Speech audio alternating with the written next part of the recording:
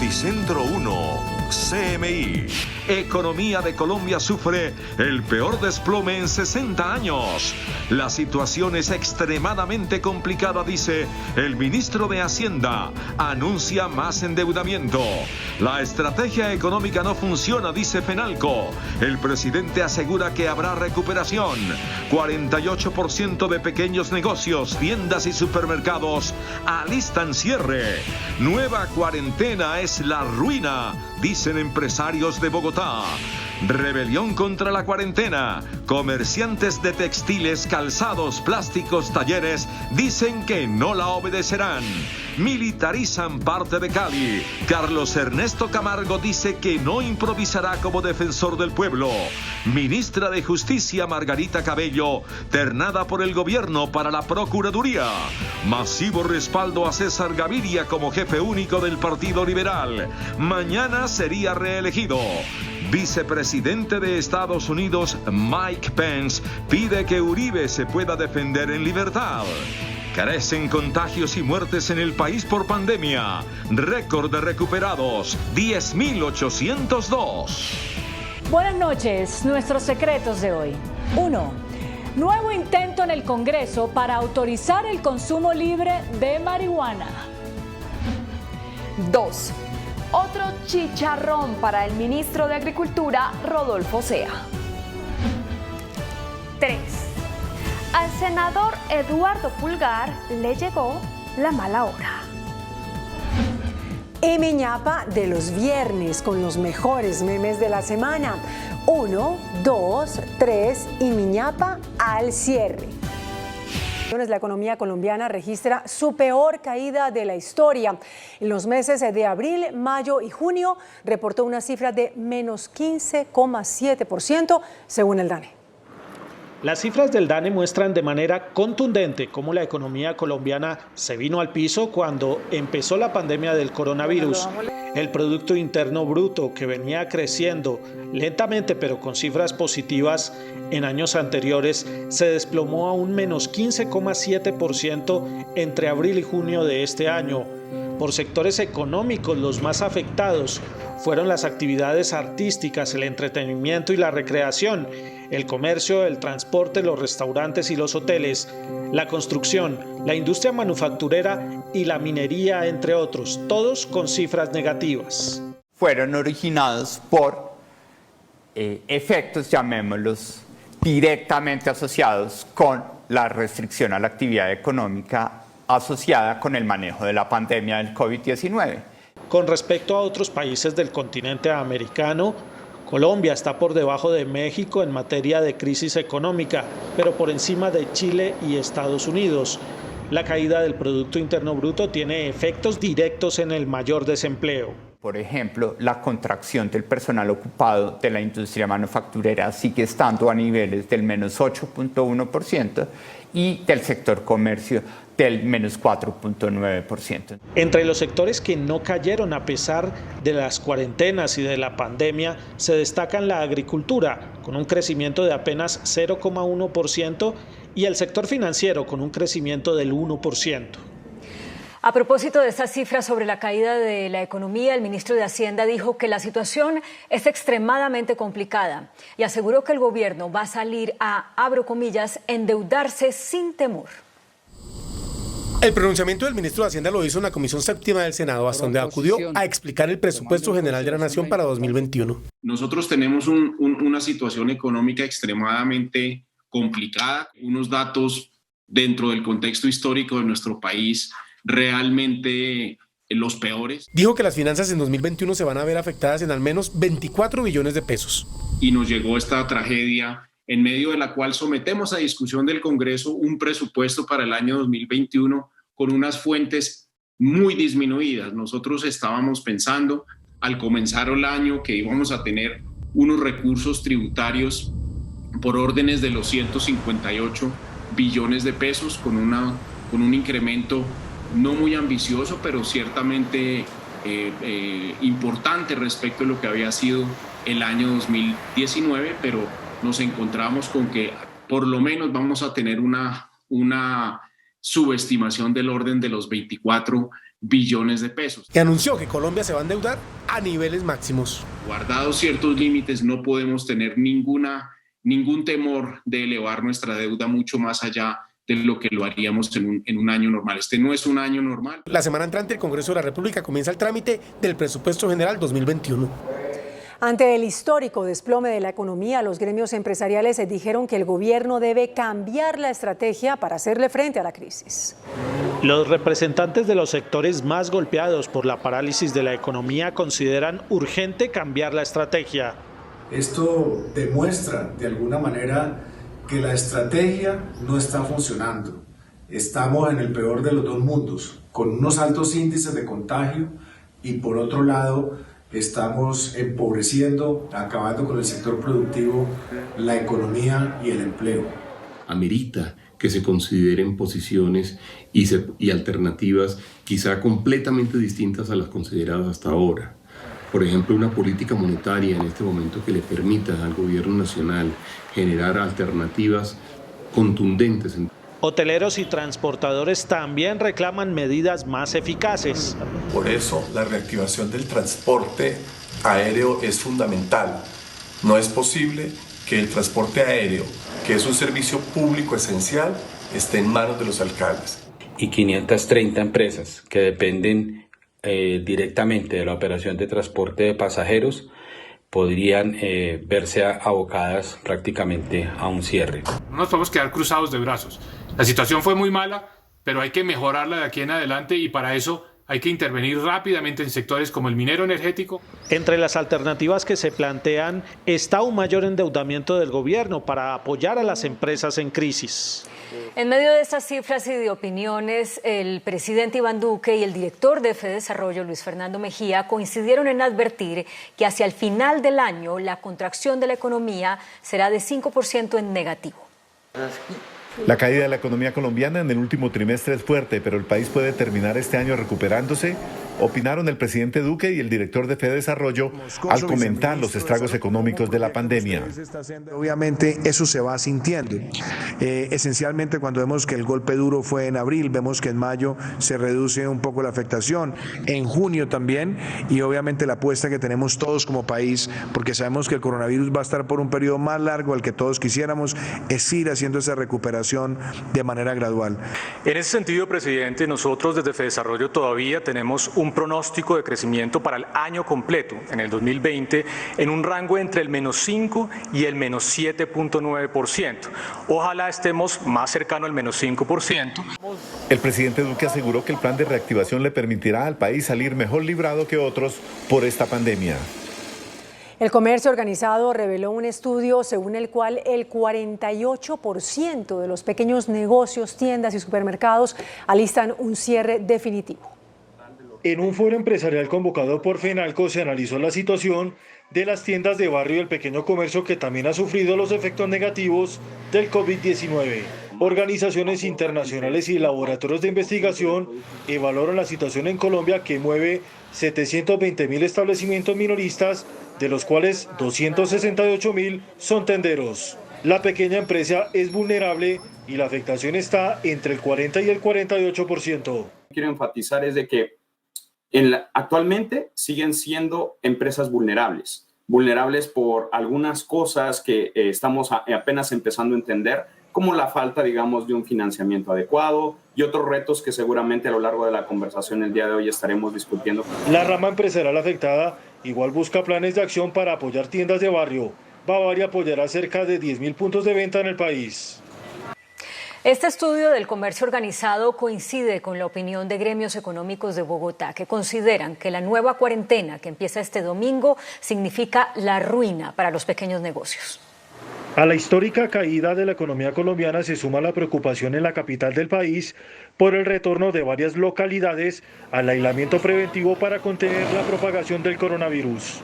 Para los gremios de la ciudad, la medida agudiza la crisis y el cierre de empresas. El sector textil, que se concentra en la zona de Puente Aranda, advierte que la situación es insostenible. El comercio no aguanta más y es importante que tengamos en cuenta que la ciudad de Bogotá representa en el total nacional el 36%. Acopi señala que la afectación para la industria MIPYME es del 40%. Se estima que cerrarían cerca del 40% del total de las empresas de la capital y los apoyos que se han recibido hasta el momento han sido insuficientes. Para el caso de los restaurantes, la apertura es muy lenta y la medida de cielos abiertos no es solución. El comercio también reporta grandes pérdidas.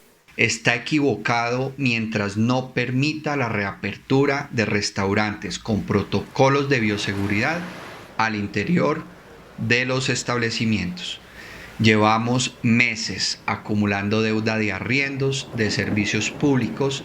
Y nuevamente el cierre, después de haber reincorporado los diferentes funcionarios, después de, pues obviamente activarse nuevamente, hacen que sea muy complejo y muy oneroso. Realmente no hay bolsillo que aguante. Se esperan nuevas alternativas o apoyos del gobierno para enfrentar la crisis. La nueva cuarentena anunciada por la alcaldesa Claudia López despertó el descontento social. Cientos de comerciantes de textiles, calzado, colchones, plásticos y talleres se tomaron este viernes las calles de la capital. Hay nuevas marchas convocadas para mañana y se anunció rebelión del comercio el próximo martes. La cuarentena en Usaquén, La Candelaria, Teusaquillo, Chapinero, Puente Aranda, Santa Fe y Antonio Nariño, que empezará este domingo, no cayó bien en el comercio capitalino. Los primeros en rechazar la medida fueron los textileros de Puente Aranda. Volver a un confinamiento es complicado porque pues acá empleando los arriendos son supremamente costosos. Unas cuadras más al sur, en la localidad de Antonio Nariño, los almacenes de motos y calzados también se sumaron a la rebelión y dicen que abrirán pese a la orden de confinamiento. No estamos de acuerdo con la nueva cuarentena. Llevamos trabajando apenas 8 días. En la tarde se avivaron las protestas. El sector de los colchoneros y los almacenes de plástico se tomaron las calles. Dicen no aguantar un nuevo cierre. Hemos visto disminuidos nuestros ingresos en un 80% de aproximadamente unas 250 empresas que se encuentran en el sector. Hemos visto cerrar casi un 20 o un 30% de estas empresas en su totalidad, quiebra total. Según la alcaldía, la velocidad de contagio sigue disparada en estas 7 localidades, por lo que es necesario mantener el confinamiento. Tenga en cuenta que el pico y cédula se mantiene en toda la ciudad.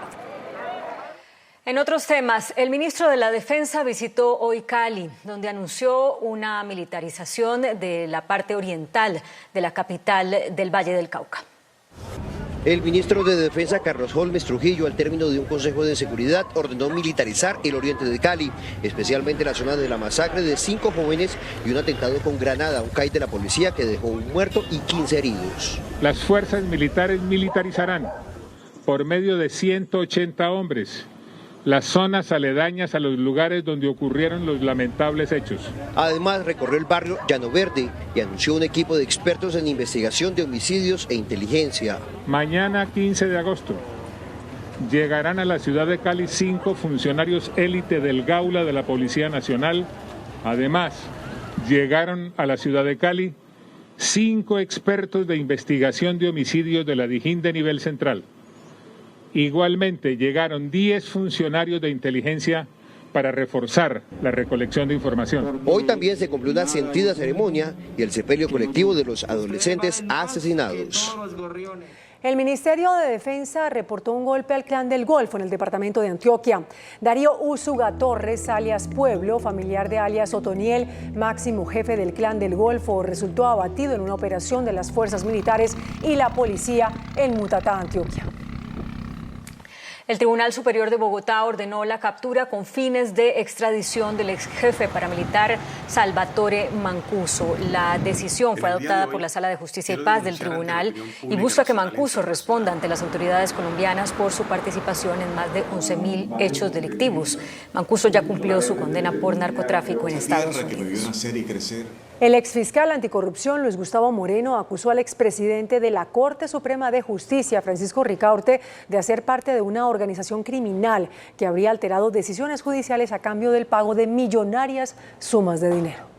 Desde una cárcel en Estados Unidos, el detenido exfiscal anticorrupción aseguró que los exmagistrados de la Corte Suprema Francisco Ricaurte y Leonidas Bustos lideraban una sofisticada organización dedicada a corromper la justicia. Lo que hizo la organización fue tratar de favorecer, de tener 2 códigos penales o de procedimientos o de actitudes, si se quiere, frente a los que eran protegidos o clientes. El exfiscal ratificó sus denuncias sobre el favorecimiento a políticos que pagaban millonarias sumas de dinero a magistrados de la Corte y funcionarios de la Fiscalía. ¿Quién es la acusaba, doctor Luis Gustavo? El doctor Leonidas Bustos, el doctor Francisco Ricaurte, el doctor Gustavo Malo, Luis Gustavo Moreno Rivera. Actualmente los 4 exmagistrados mencionados por Moreno enfrentan un proceso por estos hechos. En el caso de Francisco Ricaurte, su proceso está en etapa de juicio y él está libre por vencimiento de términos. En cuanto a Leonidas Bustos, su caso aún no ha sido resuelto por el Congreso y en 2019 salió del país con destino a Canadá. Gustavo Malo también enfrenta un juicio y está detenido desde mayo del año pasado. Mientras que el exmagistrado Camilo Tarquino está a la espera de que inicie su juicio. Contra él, la Fiscalía no pidió ningún tipo de detención. Con 140 votos a favor fue elegido por la Cámara de Representantes Carlos Camargo como nuevo defensor del pueblo. La votación fue la primera que se realizó de manera presencial desde que empezó la pandemia. La elección de Carlos Camargo como nuevo defensor del pueblo se dio en medio de una histórica votación presencial cruzada por la pandemia del COVID-19. Los parlamentarios se dividieron en 5 salones para no violar las normas de reunión de 50 personas. El presidente de la Cámara, Germán Blanco, llamaba a los representantes en grupos de 30 para que votaran en el salón elíptico. Simplemente estamos en unos salones remotos por fuera del salón en donde debemos estar sesionando. Demarcaciones, toma de temperaturas, gel y distancia social hicieron parte de la jornada. Un testigo de excepción fue el expresidente Álvaro Uribe, a quien los representantes del Centro Democrático ubicaron a manera de dummy en cada una de sus curules. Hoy elegimos el defensor del pueblo y la Cámara de Representantes está trabajando arduamente por el bien de Colombia. Los partidos de oposición rechazaron la elección de Carlos Camargo. Yo creo que hoy esas plataformas de defensores y defensoras de derechos humanos están de duelo, porque se pierde una tarea que se viene haciendo desde la Defensoría del Pueblo y que con el nombramiento del doctor Camargo yo no encuentro plenas garantías. Sin embargo, con una aplastante votación de 140 votos, Carlos Camargo será el defensor del pueblo por los próximos 4 años. No podemos seguir siendo indiferentes a los desplazamientos, a los asesinatos, a los abusos, a la miseria, al odio. Luis Fajardo obtuvo 3 votos y Miriam Martínez 1 voto. Si la justicia no se moderniza e implementa herramientas como la inteligencia artificial, los juzgados podrían colapsar ante la avalancha de demandas que se espera después de la pandemia. La advertencia la hizo el Procurador General Fernando Carrillo. Lo que advierte el Procurador General es: o la justicia se moderniza e implementa herramientas como la inteligencia artificial, o podría colapsar ante la avalancha de demandas que se prevén después de la pandemia, reclamando toda clase de derechos o buscando resolver conflictos con el Estado o entre particulares. El año entrante lo que viene es una avalancha en reclamaciones de derechos. Lo que viene es una avalancha de conflictividad, de litigiosidad y eventualmente de colapso de los sistemas de justicia si no tenemos la inteligencia y la capacidad para enfrentar con estas herramientas como la inteligencia artificial. El pronunciamiento del procurador fue hecho durante un foro virtual sobre reforma a la justicia organizado por FEDesarrollo. Y está disparado el hacinamiento en las estaciones de policía y unidades de reacción inmediata de Bogotá. La personería de la ciudad acudió a una tutela para pedir que se garantice el derecho a la salud y a la vida de los privados de la libertad. Las cifras son alarmantes. En tan solo 5 meses, las URI y estaciones de policía pasaron de tener 1.053 personas detenidas a 1.603. La capacidad es tan solo para 462 privados de la libertad. El hacinamiento no ha disminuido. Tenemos estaciones de policía como la de Tunjuelito con un 1000% de hacinamiento y la de Mártires con un 500% de hacinamiento. El llamado es reiterativo de parte de la Personería de Bogotá para que se cumplan y garanticen los derechos de las personas privadas de la libertad. Según la personera, la sobreocupación en las estaciones de policía pasó del 227.9% al 346.9%. En estaciones y URI se encuentran 652 personas condenadas que ya deberían estar en un penal nacional. Ante el panorama de emergencia, se logró el traslado de 120 privados de la libertad a la cárcel distrital, pero son paños de agua tibia. Vengo acá como para descontar. a descontar. Mientras me condenan o si me sueltan, que me suelten, si me condenan, pues ir descontando mientras tanto. Entre URI y estaciones el hacinamiento es del 160.7%. A este dramático panorama se suman las deficiencias en el suministro de alimentos para los privados de la libertad. Situación que llevó a la Personería de Bogotá a interponer una tutela para proteger los derechos a la salud, integridad y vida de las personas privadas de la libertad que están en las URI y estaciones de policía. El senador del Polo Democrático, Iván Cepeda, denunció hoy que él, su familia y sus abogados han recibido amenazas de muerte. Según el senador Cepeda, las amenazas de muerte contra él y sus allegados, incluso familiares, han llegado por distintas vías. En los cuales se ataca y se hacen muy serias advertencias en contra de mi familia, en contra de mis abogados, de mis colaboradores y en contra mía, con claros mensajes de muerte. Por eso le pidió a la Fiscalía General de la Nación establecer qué está pasando con su seguridad y averiguar quién o quiénes están detrás de las amenazas de muerte contra él y contra su círculo cercano. Colombia registró una cifra récord de nuevos recuperados del COVID-19. En las últimas 24 horas, más de 10.000 personas que habían padecido la enfermedad fueron declaradas libres de COVID. En el mismo periodo de tiempo fueron reportados 11.347 nuevos contagios y 347 decesos. Con 11.306 casos nuevos reportados este viernes, Colombia llega a los 445.111 contagiados de coronavirus. Es importante recalcar que de acá para adelante vamos a tener subidas y bajadas constantes. Esto aún no termina y el autocuidado personal, individual, familiar y como sociedad viene siendo el bastión fundamental. Bogotá con 4.506, Antioquia con 1.762 y el Valle con 738 fueron las zonas con más contagios registrados. Las muertes por COVID-19 aumentaron con otras 347, decesos registrados en su mayoría en Bogotá, Antioquia y Valle del Cauca. En medio de la pandemia mundial, en Colombia han perdido la vida 14.492 personas. Quinto día consecutivo con la cifra más alta de nuevos recuperados en 24 horas. 10.802 colombianos vencieron el virus. En el país ya son 261.296 personas que se han librado de la enfermedad. El presidente Iván Duque dijo que el país merece tener por primera vez una mujer como Procuradora General de la Nación y postuló a su ministra de Justicia, Margarita Cabello, para el cargo. En su cuenta de Twitter, el presidente Iván Duque comunicó hoy al país su decisión de ternar a la ministra de Justicia, Margarita Cabello Blanco, para el cargo de Procurador General, recordando que ella ha sido jueza, magistrada, presidenta de la Corte Suprema y en este gobierno impulsó una nueva política carcelaria. Colombia merece tener por primera vez una mujer procuradora. Margarita Cabello es una mujer que ha trabajado a lo largo de toda una vida en el sistema judicial. Se completa así la terna de la que el Senado elegirá al reemplazo del procurador Fernando Carrillo. Margarita Cabello, candidata del presidente, Juan Carlos Cortés, candidato del Consejo de Estado, y Wilson Ruiz, candidato de la Corte Suprema de Justicia. Los 12 países que conforman el Grupo de Lima reafirmaron su apoyo al presidente encargado de Venezuela, Juan Guaidó, y anunciaron que no reconocerán los resultados de las elecciones parlamentarias convocadas por el régimen de Nicolás Maduro.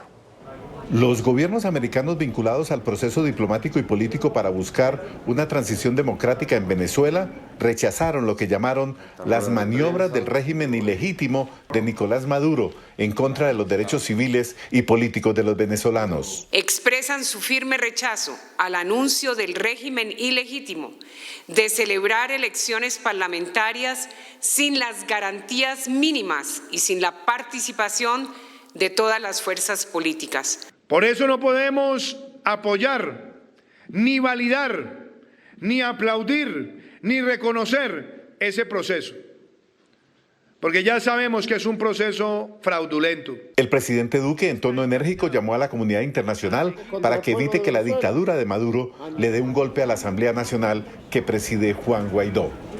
El Partido Liberal realiza mañana su 8ª convención nacional, en la que delegados de todo el país se reunirán de manera virtual para elegir nuevas directivas. El expresidente César Gaviria cuenta con las mayorías para ser reelegido en el cargo de jefe único de esa colectividad.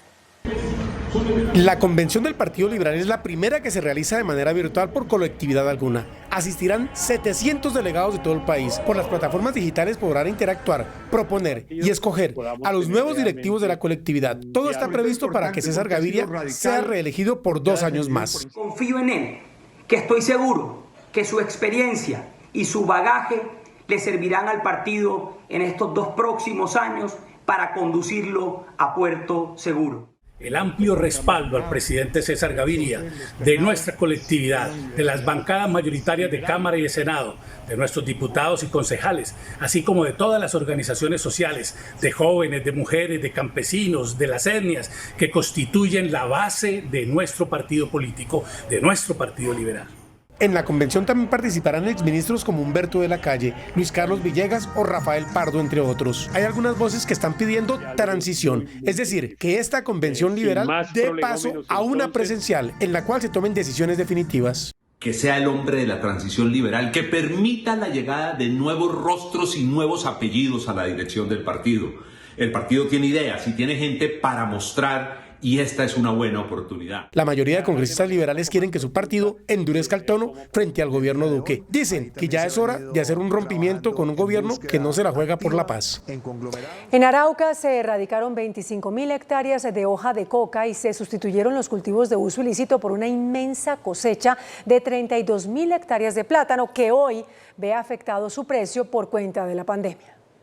En medio de la violencia, Arauca se ha convertido en el primer departamento productor de plátano y el segundo de cacao. Gracias a este producto, los campesinos pudieron abandonar el cultivo de hoja de coca. Hoy existen menos de 100 hectáreas con cultivos de uso ilícito. Hace unos años atrás habían 25.000 hectáreas de coca en esta región donde estamos tan productivas, donde ustedes miran hoy que hay una producción espectacular. Esos también fueron cultivos de coca. Pero el campesino se cansó de eso. El campesino se cansó de la violencia, se cansó de tanta sangre derramada que traía estos cultivos ilícitos y el campesino erradicó estos cultivos. Tras dejar los cultivos de hoja de coca, hoy las llanuras araucanas están invadidas de plátano. El departamento de Arauca tiene sembrado alrededor de 32.000 hectáreas de plátano, que representa el segundo a nivel nacional en cuanto a áreas sembradas. En cuanto a producción, es el primer departamento a nivel nacional, con un promedio de 25 toneladas por hectárea. Gracias al plátano, 13.000 familias viven de su cultivo y se han creado cerca de 60.000 empleos. Este año, por el tema de la pandemia, ha sido una dificultad, ya que tenemos problemas en las centrales de abasto porque los están cerrando y eso nos está dificultando el tema del precio. Los platanicultores de Arauca piden al gobierno nacional inversión en las vías terciarias del departamento para poder llevar el plátano que espantó la coca a las plazas de Bogotá y Bucaramanga. La Universidad Pedagógica anunció que no cobrará matrícula durante este segundo semestre a más de 7.400 estudiantes de estratos 1 y 2. El Consejo Superior de la Universidad Pedagógica, en sesión extraordinaria, también determinó un alivio de 50% en los costos de matrículas para los alumnos de estratos 3, 4 y 5. La vicepresidenta Marta Lucía Ramírez y el ministro de Comercio Exterior, José Manuel Restrepo, anunciaron una millonaria inversión para reactivar 85 proyectos en diferentes sectores productivos. La vicepresidenta Marta Lucía Ramírez lideró una reunión virtual con gobernadores y varios ministros en la que anunciaron algunas medidas para la reactivación de la economía. El ministro de Comercio, José Manuel Restrepo, dijo que en su sector están listos 84 proyectos para 850.000 empresas, para las cuales se destinarán 73 billones de pesos que se harán efectivos a través del Fondo de Garantías y Bancoldex. Un acento también en emprendimiento y en fortalecimiento empresarial. Qué importante ese acento, porque es coherente con esa política que tenemos de desarrollar cultura emprendedora, de hacer acompañamiento a los nuevos empresarios. En materia de agricultura y ciencia y tecnología están previstos más de 40 proyectos para la reactivación económica. El precio de la gasolina baja en la costa Caribe y se mantiene estable en Bogotá. De acuerdo con el Ministerio de Minas, el precio del galón de gasolina bajará 112 pesos desde la medianoche. En el resto del país el valor se mantiene estable. El presidente del Banco Interamericano de Desarrollo para Colombia y Perú, Sergio Díaz Granado, anunció una nueva estrategia para garantizar la financiación de los países de América Latina. Esto en el marco de un foro adelantado por el Canal 1 y la Cámara Colombo-Americana. Ante la crisis mundial por cuenta del COVID-19, el Banco Interamericano de Desarrollo busca aumentar su capacidad de financiamiento para apoyar a los países de América Latina que pasan una difícil situación económica. Así lo manifestó el representante del BID para Colombia y Perú, Sergio Díaz Granados, durante el foro de la Cámara de Comercio Colombo-Americana y el Canal 1. Necesitamos que la economía sí o sí crezca el año entrante, rebote. Ojalá por encima del 4 o 5%, ojalá llegue al 6%.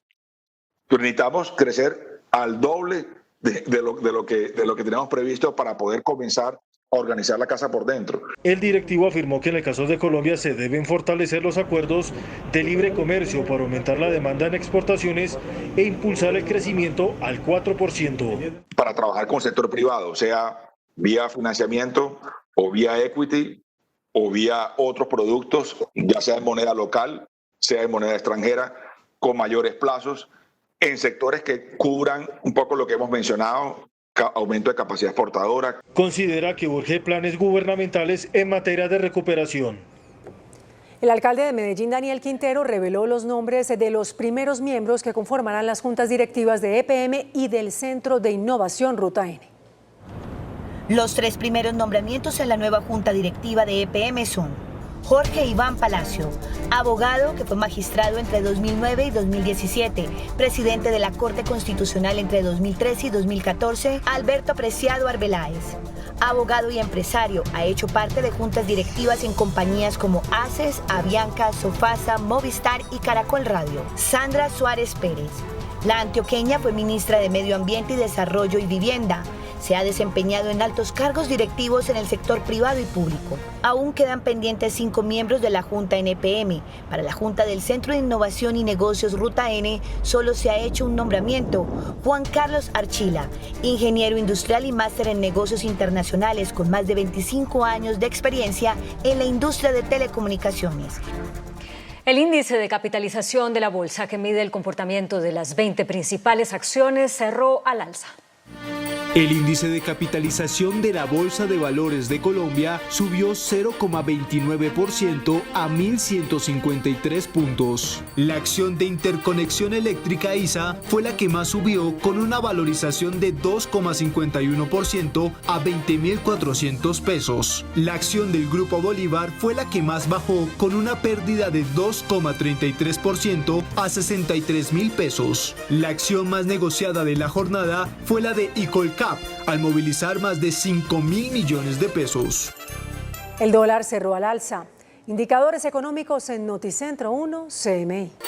La tasa representativa del mercado que regirá hasta el martes será de 3.783 pesos con 15 centavos. Los profesionales del cambio compran la divisa en promedio en 3.420 pesos y la venden en 3.470 pesos. Un euro cuesta 4.492 pesos. La libra de café en Nueva York se cotizó a $1 con 14 centavos. El azúcar se transó en 13,11 centavos de dólar la libra. El barril de petróleo WTI se cotizó en $42 con 23 centavos. La referencia Brent para Colombia se cotizó en $44 con 95 centavos. Una acción de Ecopetrol cuesta 2.200 pesos. El vicepresidente de los Estados Unidos, Mike Pence, calificó al expresidente Álvaro Uribe como un héroe y pidió que se le deje defender en libertad en medio del proceso que la Corte Suprema de Justicia lleva en su contra. Tras una llamada entre el vicepresidente Mike Pence y el mandatario colombiano Iván Duque, Pence reafirmó la alianza entre ambos países. Hoy hablé con nuestro gran aliado, el presidente Duque de Colombia. El presidente Donald Trump y yo estamos agradecidos por nuestra sociedad a favor de la libertad en el hemisferio y por nuestros esfuerzos conjuntos para combatir el narcotráfico. En otro mensaje pidió el fin del arresto domiciliario del senador Álvaro Uribe Vélez, a quien calificó de héroe. Respetamos las instituciones de Colombia y su independencia, pero al estar el expresidente Álvaro Uribe bajo arresto domiciliario, nos unimos a todas las voces amantes de la libertad alrededor del mundo para llamar a los funcionarios colombianos a que dejen que este héroe, quien ha recibido la Medalla Presidencial de la Libertad, se defienda como un hombre libre. Álvaro Uribe, a quien la Corte Suprema de Justicia le ordenó detención domiciliaria el pasado 4 de agosto, al considerar que hay riesgos de que obstruya la justicia en el proceso que tiene abierto en su contra, en el marco de una causa que lo investiga por fraude procesal y soborno. Seguimos en Estados Unidos, pues el presidente de ese país, Donald Trump, continúa su campaña de desprestigio contra Kamala Harris, la candidata a la vicepresidencia del candidato demócrata Joe Biden. Ahora cuestionó la nacionalidad estadounidense de Harris porque es hija de migrantes. El mandatario estadounidense alimentó los rumores contra la candidata demócrata Kamala Harris, publicados en una columna de opinión, que advierte que si los padres de la senadora no eran residentes permanentes al momento de su nacimiento, no tendría derecho a la ciudadanía, por lo que no podría aplicar a ningún cargo público en los Estados Unidos. I have no idea if that's right. I would have assumed the Democrats would have checked that out before she gets chosen to run for vice president. But that's a very serious. You're saying that they're saying that she doesn't qualify because she wasn't born in this country. El mandatario también se despachó durante la conferencia contra su oponente Joe Biden. Varias naciones de toda Europa experimentan un preocupante rebrote de coronavirus y algunas ya tomaron medidas de choque para frenar el avance de la pandemia. Así lo hizo el gobierno español, que ordenó el cierre de todos los negocios de ocio nocturno como discotecas y bares, además de prohibir fumar en público si no se puede respetar el distanciamiento social. España registró casi 3.000 nuevos casos en 24 horas, la mayor cifra desde abril, siendo Madrid la más afectada por el rebrote. En Alemania, la cifra de nuevos positivos en una jornada registró su valor máximo de los últimos 105 días, con más de 1.400 infectados, mientras Francia volvió a declarar a París como una zona de alto riesgo de infección de COVID-19. Y Nueva Zelanda extendió por 12 días las restricciones de nivel 3 impuestas en Auckland, la ciudad más grande del país que registró nuevos contagios tras 112 días sin un solo caso.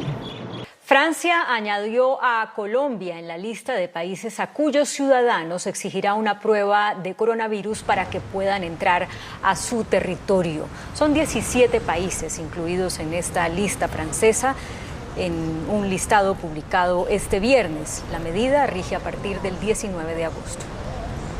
El índice de aprobación del mandatario ultraderechista Jair Bolsonaro subió desde junio 5 puntos porcentuales, de 32% a 37%, y el rechazo cayó 10 puntos, de 44 a 34%. Según una encuesta realizada por el Instituto Datafolfa entre el 11 y el 12 de agosto. Los resultados obedecen en gran parte a un paquete de ayudas entregadas por la pandemia. El gobierno de Donald Trump confiscó la carga de 4 buques con combustibles que venían de Irán y que tenían como destino final Venezuela.